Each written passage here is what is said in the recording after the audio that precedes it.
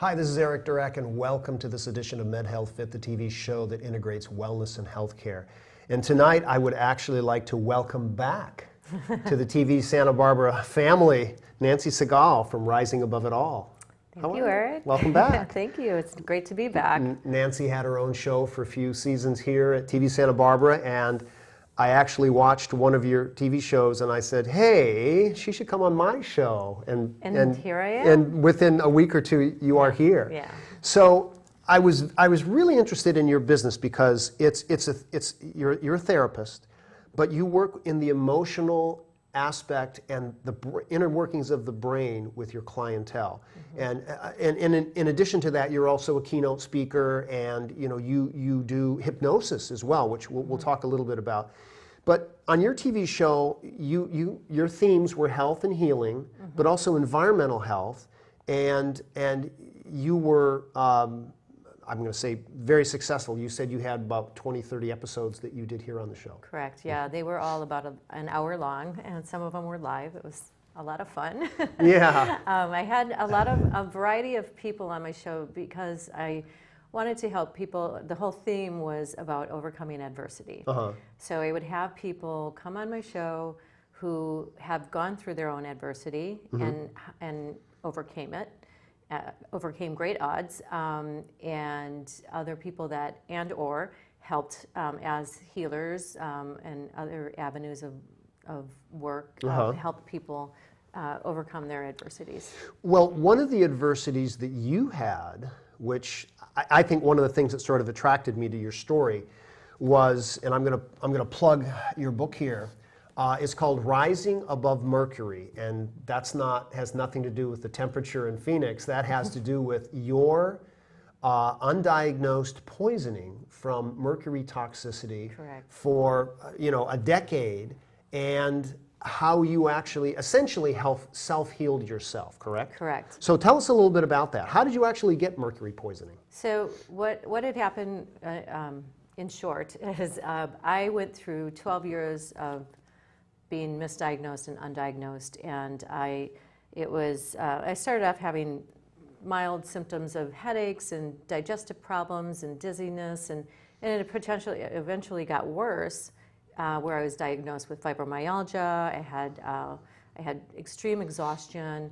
Eventually, from there, I was hospitalized with paralysis and severe rigidity throughout my body, mm-hmm. and it wasn't until I found a doctor. He was an integrated doctor, and he diagnosed me pretty much. And mm-hmm. and what it turned out to be was mercury poisoning, and I had gotten it from eating fish. I had dental amalgams at that time, mm-hmm. and then I also, during the midst of being sick, midway, I had broken a glass thermometer.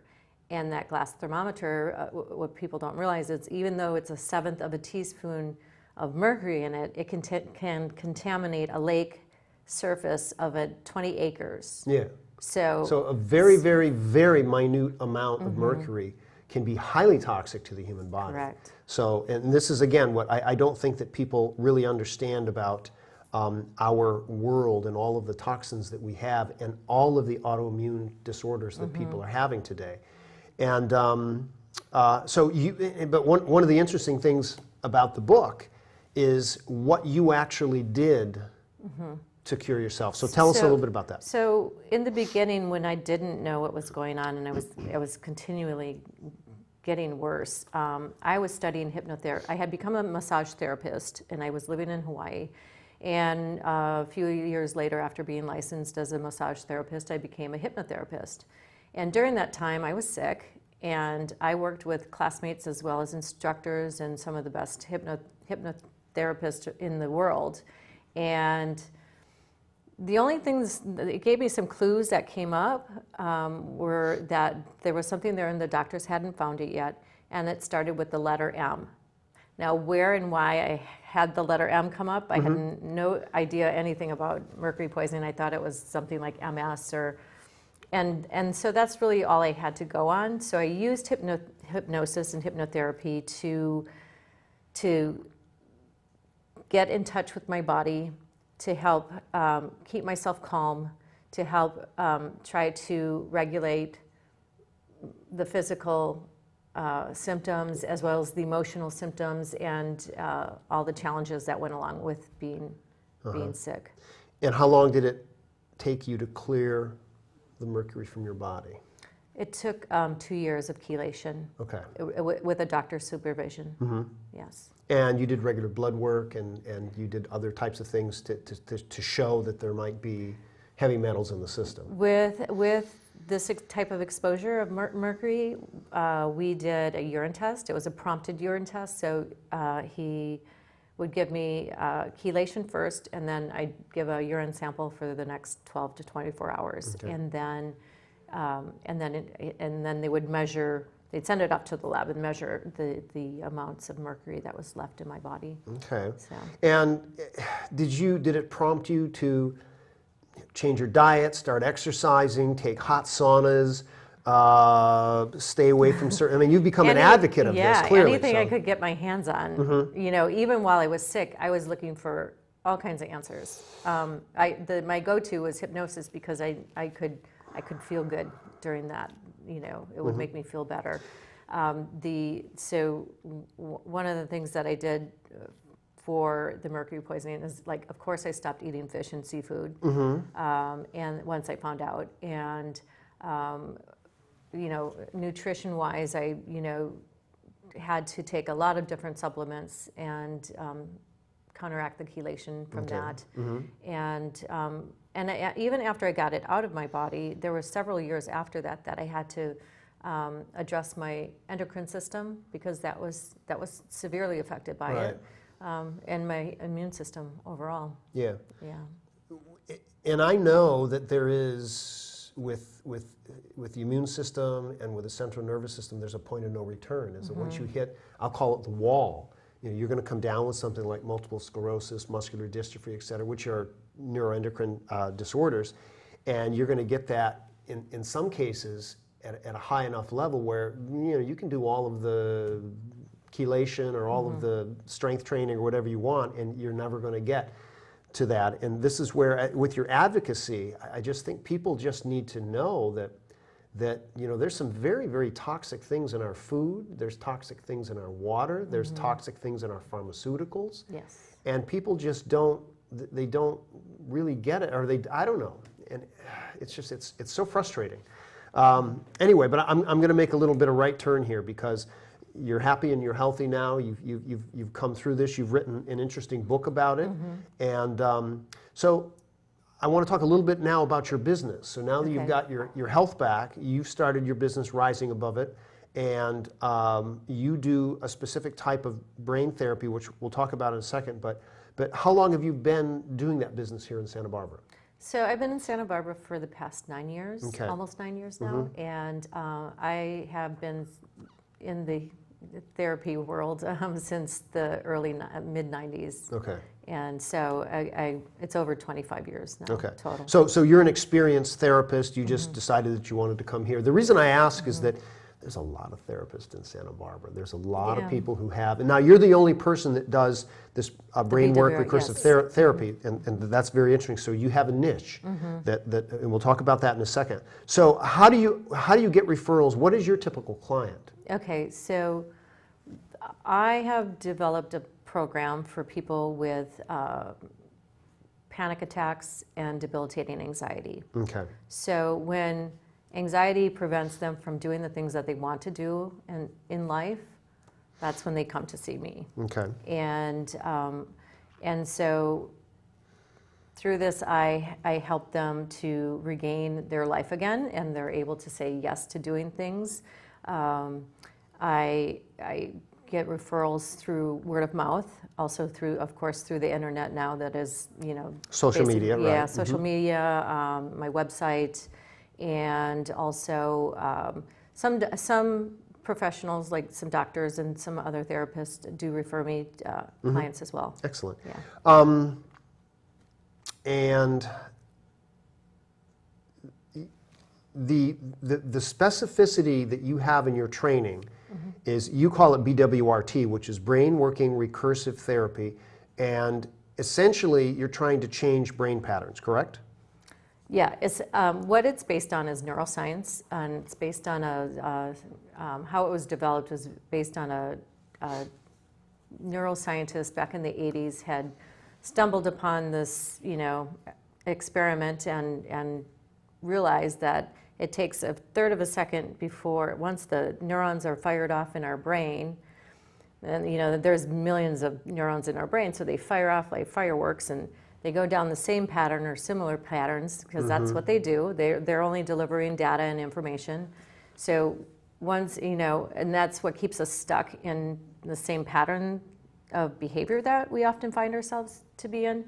And so what BWRT does, the brain working recursive therapy, is the neurons fire off, and during the session, they start to go down other avenues, other patterns, other pathways. Okay. And so then from there, by the time that we're finished with the protocol itself, which only takes literally minutes, new patterns are formed. And so that's where the neurons fire off, and they fire off down that same pathway then, the different pathway. So then people at the end of a session, for example, like when I work with somebody with anxiety, we'll work, say they are experiencing, they're afraid to go into a group of people, like a social anxiety. Okay, yeah. They're just, just the thought of going into a social group, it's like, oh, they don't want to do it. Right, well, a lot of people, but this is high level. They don't want to go. Yeah, okay, yeah, and really, I can work with any level, but I'm really wanting to work with people that are really stuck in it and frustrated and struggling with it. So, in the session, the client, pretend you're my client. I would have you think of the worst memory of going into the group of people or you're anticipating going into the group of people. Bring up that, and then I have you freeze that memory. I bring in what you want to, how you want to feel and be instead of that. Mm-hmm. And this is a little prep work beforehand. So you would bring up the preferred response, and then we'd bring in a future memory. And when you're looking back at what you did was just perfectly fine, and that's pretty much it. And we loop it together repeatedly. And the outcome becomes, at the end of it, you go from, say you rate it a 10, and it's rated now at a 1 or a 0, okay. Or and if it's not down to 1 or a 0, then we can go back and do the loop again, and it diminishes in a matter of It's minutes. interesting as you are talking about that with me. I don't really have a problem speaking in front of a crowd. Clearly, in my discussion with Michael, but I've also spoken at a number of conferences, and I've and so I don't have. And I was in theater, which I credit is to really helping get me over the hump in terms of being in front of an audience. But a lot of people, that is their worst fear in life. Not getting mugged in New York City. Yes. Not getting in an auto accident where you're in the hospital. No, I can't speak. I can't do anything. Yeah. And for me, again, my freshman year in high school, I sort of had to get over it. Back then it was just get over it. Yeah. And and I look at people now and it's like, but that's exactly something that you would help somebody Exactly, and with. I do help people with overcoming the fear of public speaking, because a lot of times these people are in business, and I've witnessed them, of the top management, and they're like holding the microphone and they're shaking, and it's like they don't have to feel that way. They can overcome that and just feel relaxed while Right. they're Well, doing I think that you and I spoke before the show about some of these companies that I'm looking at down in Los Angeles, and some of the very, very interesting work they're doing in precision wellness. And I actually am looking at what you're doing as part of this new wave of sort of looking and healing the human body, and it's all from a changing patterns or relearning what we think we know about certain things. And I wrote a note down here. Malcolm Gladwell, the author, he's written scores of best-selling books, but he wrote a book a few years ago called Blink. Are you familiar with it? No. Okay, so the whole premise of this book blink is that when you first saw me, you already made up your mind about what kind of a guy I was. Oh, yeah. In less than a second, Yeah. you just looked at me. Yeah. Now I saw you on TV, so I got a chance to sort of see you in action, beforehand. I thought so. I made up my mind about you, saying, "Oh, she'd be an excellent guest because she had her own TV show." Yeah. But people say, "Oh no, your wife or your whatever." No, it's a nurturing process. No, man, it's like less than a half a second, and it's all yeah. about the neural pathway. Right, and it's what we've been exposed to as a child or through our ancestry, and that all play. There's so many. It's very complex, but it's true what you say. It's instantly. Well, we are bombarded in our lifetime, and you and I, you're probably much younger than I am, but just, we grew up with television. My father never grew up with television, and my mom didn't watch a lot when she was younger in the 30s and 40s. They did some radio, but just the amount of marketing and the amount of it's everywhere. So BWRT, one of its hallmarks is that it helps reduce a person's stress in any type of situation, not just fear of public speaking, but other types of things as well. Yeah, it can relieve.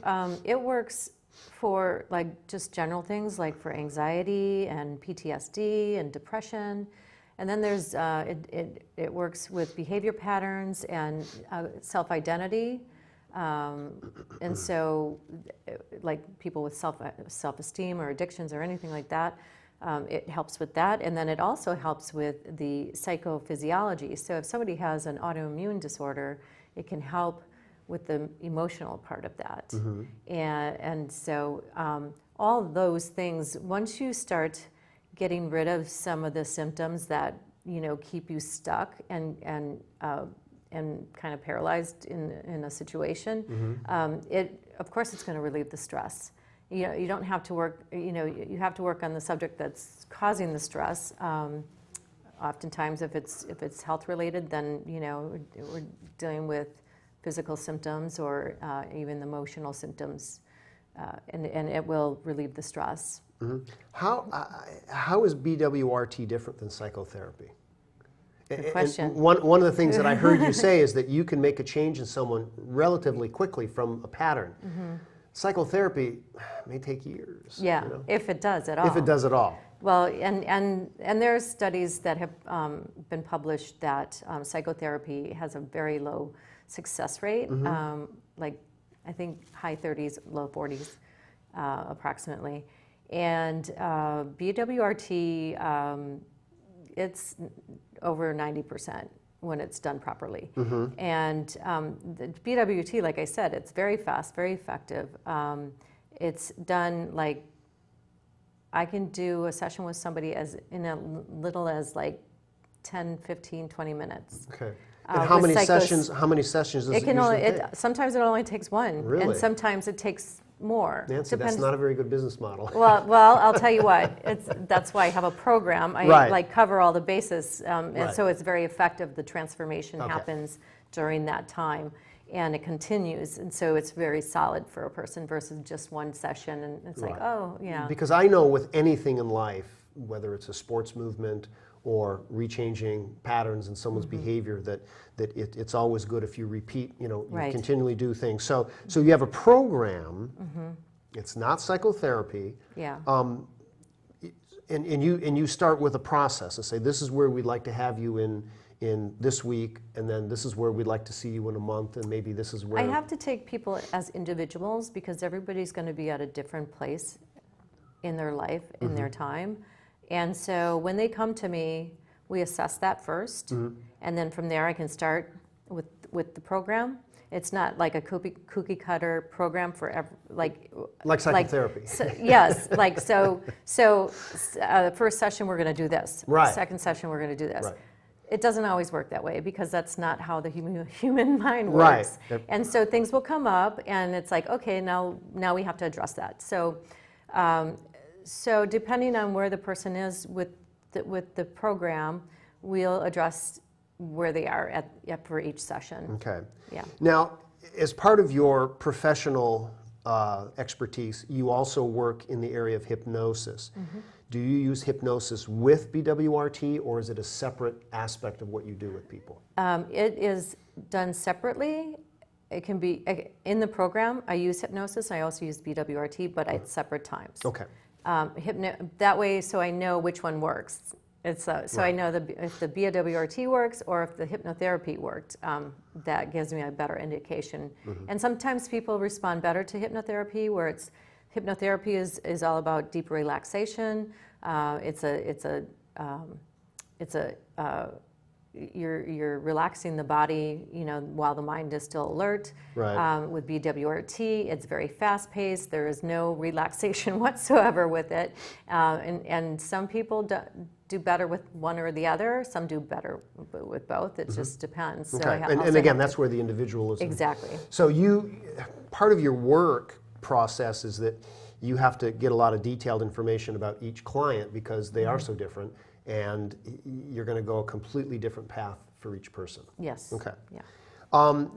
Hypnosis has always had sort of that stigma. I told you a little bit before we got on air that, hey, when I was in high school, some guy came in and, and did all these, interesting things with some of the students, and most people say, well, either I don't want to get hypnotized, I can't get hypnotized because I don't want to run around the gym doing, saying weird things. But that's not really what hypnosis is clinically. It's all about centering, structuring, relaxation. It's a healing process, per se. It is. The thing people really need to know about hypnosis and hypnotherapy is that we're accessing the subconscious mind, which is actually the reptilian complex, our oldest part of the mind, as well as the limbic system, which is the second more evolved part of the brain. And then the neo-mammalian complex is our thinking brain, which is the last evolved portion of the brain. So with hypnosis, we're actually accessing the more primitive part of the brain, and that's the subconscious mind, and there's nothing, that it's where we get our survival instincts.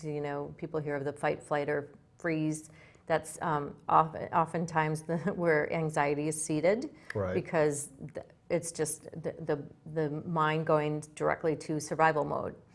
And with hypnosis, we're able to access the subconscious mind, whatever's in it, and add suggestions or elicit information from the mind, from past experiences, whatever we're working on.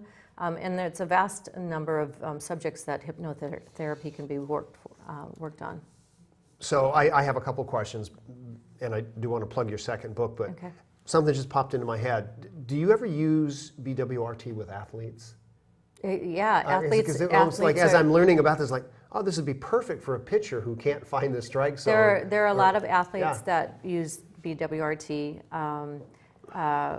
I know that in South Africa, one of the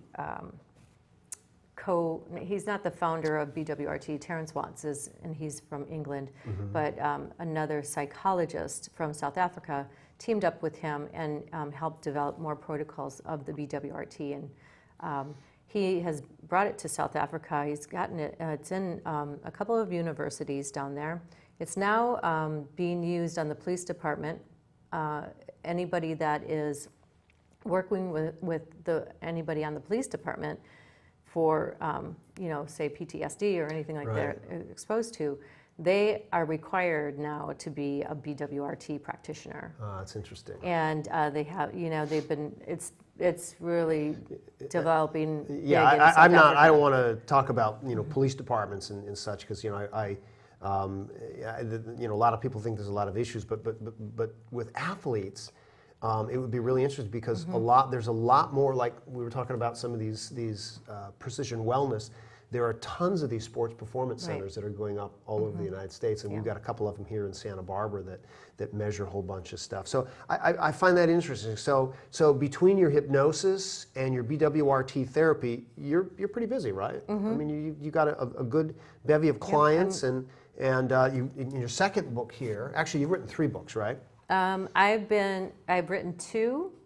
and self-published, and then I've been in 2 other anthology books. One hit the bestsellers list on Amazon. Excellent. And Still trying to figure out myself how it's Amazon. But Rising Above It, your 25 strategies to prosper in adversity, which is this guy right here. And it's all on your website, which is right here. Yes. It's on the screen right now.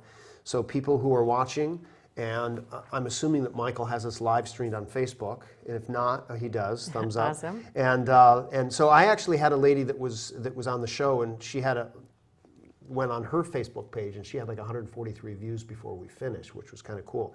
Awesome. So we'll get this on Facebook. I'll put it on YouTube, I'd and love to share it. Yeah. I will do all this kind of stuff because I think that you're pretty good. So in the last couple minutes that we have left, I'm going to go back left turn here with your advocacy work with mercury, because we're being poisoned from everywhere, from our foods, from our water supply, from our pharmaceuticals, from just from our air. I mean, it's interesting that we got rid of lead in gasoline, but we have a long road. So we have a long road, and it's interesting that because I work at the University of Environmental Health and Safety, and one of the biggest things that I'll take with me from my working there is that there are over 80,000 chemicals that are used in industry in the United States, but less than 20% of them have actually been studied for their safety. So you've got 60, 70,000 chemicals that we really don't know what the synergistic effect is with another chemical. We don't really know what its long-term effects are on the body. And I think that when you look at most people's sickness and illnesses, it's really being exposed to these things at certain levels. And we know this from cigarettes. We know that there are people who smoke for 40 years and don't get cancer. We know there are people who smoke for 3 years and then 10 years later they come down with lung cancer. So is the mercury advocacy something you're going to continue to write on and speak on and really kind of talk about with people? Every single day that I can, absolutely. It's prevalent, and unfortunately, there are a lot of medical professionals who are ignorant of just the amount that's out there. I meet people all the time that are exposed to heavy metals. Yeah. And Well, and as you know, the music means that we're out of time. And all of your information has been on the screen, your phone number and your website, but it's risingaboveit.com, right? Correct. Yes. And fascinating work that you're doing. Your advocacy work is amazing. You've got 2 best-selling books here, and whatever we can do to help out, there's your stuff there again. So Nancy, I appreciate you coming on the show and coming back to the family here at TV Santa Barbara, and hopefully we can maybe discuss some other types of things a little bit later on. So anyway, for Med Health Fit, this is Eric Durack, and for our guest, Nancy Seagal, Rising Above It, thanks for watching. We'll see you next time.